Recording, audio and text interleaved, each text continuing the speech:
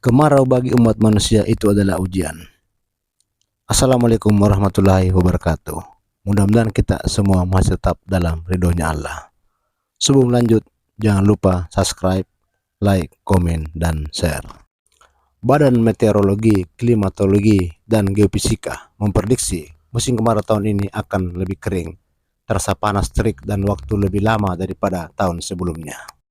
Ia mengatakan salah satu faktor penyebab kekeringan itu adalah akibat fenomena El Nino. Fenomena memanasnya suhu muka laut di Samudra Pasifik bagian tengah dan timur. Dampaknya adalah kondisi kering dan berkurangnya curah hujan. Kurangnya persediaan air tanah pun tak terelakkan dan potensi kemudahan terjadinya kebakaran pun sangat memungkinkan. Sementara ketersediaan air di waduk-waduk dan danau buatan, kanal-kanal utama sudah tidak mencukupi. Apalagi di kawasan yang sudah tidak ada lagi pepohonan yang luas menghijau, hanya terlihat kering, kuning, dan tandus, maka air akan menjadi semakin sulit. Dibor sedalam apapun sudah tidak ada lagi sumber air. Sementara persawahan yang hijau membentang telah disulap menjadi perindustrian dan perumahan. Bukit-bukit dan pegunungan sudah mulai gundul, bahkan botak, menjadikan resapan sumber mata air tak tersedia cukup banyak untuk kita. Ulah manusia yang tak memperhatikan keseimbangan lingkungan karena cara pandang yang tidak holistik dan tidak ekologis, yang hanya akan mempercepat kerusakan di alam ini. Akibat keserakahan tak melihat dampak buat masyarakat sekitar dan anak cucu kita. Soal kerusakan lingkungan alam ini telah disebut dalam Al-Quran pada sebuah ayat Allah yang berfirman, yang artinya, telah nampak kerusakan di darat dan laut disebabkan karena perbuatan tangan manusia, supaya Allah merasakan kepada mereka sebagian dari akibat perbuatan mereka, agar mereka kembali ke jalan yang benar. Quran Surat Ar-Rum ayat 30 dan ayat 41. Pada ayat yang lain juga dikatakan yang artinya, dan apa saja musibah yang menimpa kamu maka adalah disebabkan oleh perbuatan tanganmu sendiri, dan Allah memaafkannya sebagian besar dari kesalahan-kesalahanmu. Quran Surat Asy-Syura ayat 42. Berdasarkan ayat-ayat tersebut di atas, pelajaran yang bisa diambil adalah bahwa merusak alam dan lingkungan merupakan perbuatan dosa dan pelanggaran karena mengakibatkan gangguan keseimbangan bumi.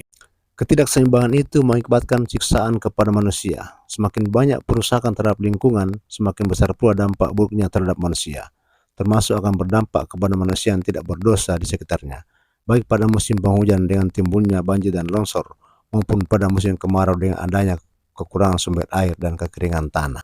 Padahal bumi, alam, dan yang semua diciptakan Allah bukan tanpa arti. Penciptaan alam, lingkungan, bumi merupakan tanda kebesaran Allah, Tuhan yang Maha Pencipta.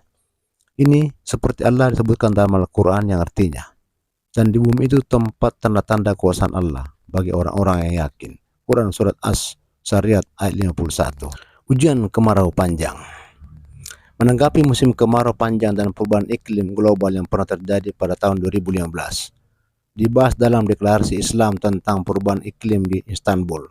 Isinya antara lain menyerukan agar negara-negara kaya meningkatkan bantuan keuangan pada masyarakat yang rentan terhadap perubahan iklim.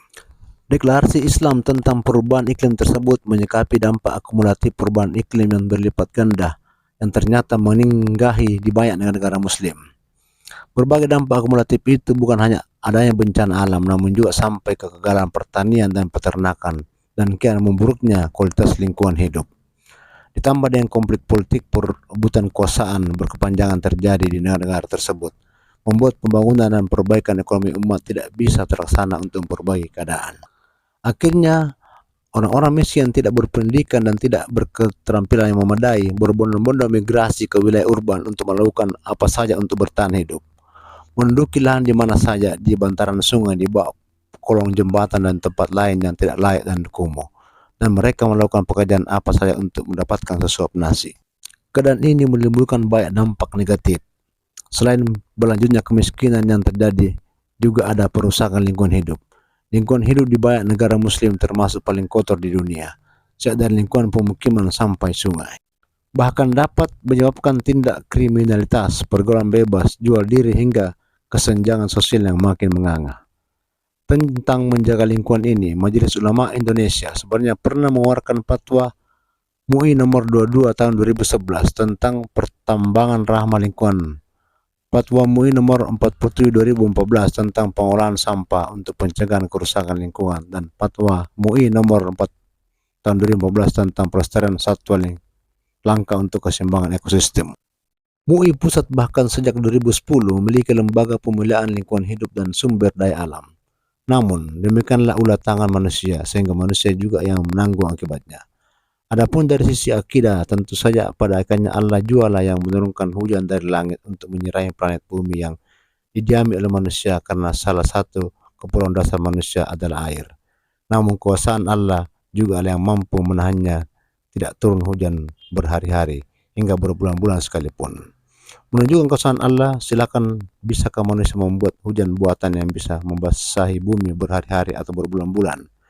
Berapa miliar atau triliun harus dikeluarkan untuk itu? Sebaliknya, panas atau kemarau pun Allah ciptakan juga untuk keperluan manusia yang selanjutnya mengandung beberapa pelajaran. Panas diperlukan untuk memanaskan atau menghangatkan tubuh yang sedang kedinginan, serta untuk mengeringkan barang-barang yang basah dan beberapa kepentingan lainnya baik kehidupan manusia. Maka apapun yang terjadi dalam kehidupan ini, baik yang muncul dari diri sendiri maupun karena orang lain serta alam, hendaknya lah kita hadapi secara wajar saja. Jika dan itu berbentuk kebaikan, maka kita dapat bersyukur. Alhamdulillah, maka kita dapat bersyukur. Sebaliknya, jika yang tidak baik menurut pandangan kita, ya kita perbanyak istighfar.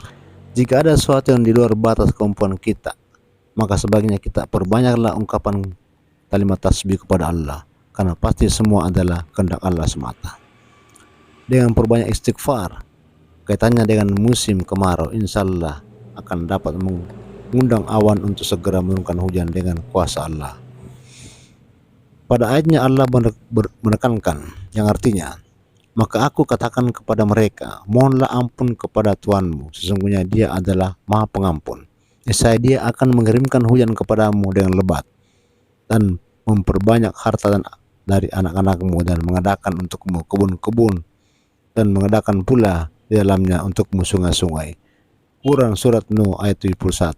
Adapun secara amal jamaah bersama-sama, maka dianjurkan untuk melakukan salat istisqa, yaitu salat khusus meminta hujan, suatu tuntunan Nabi Sallallahu Alaihi Wasallam.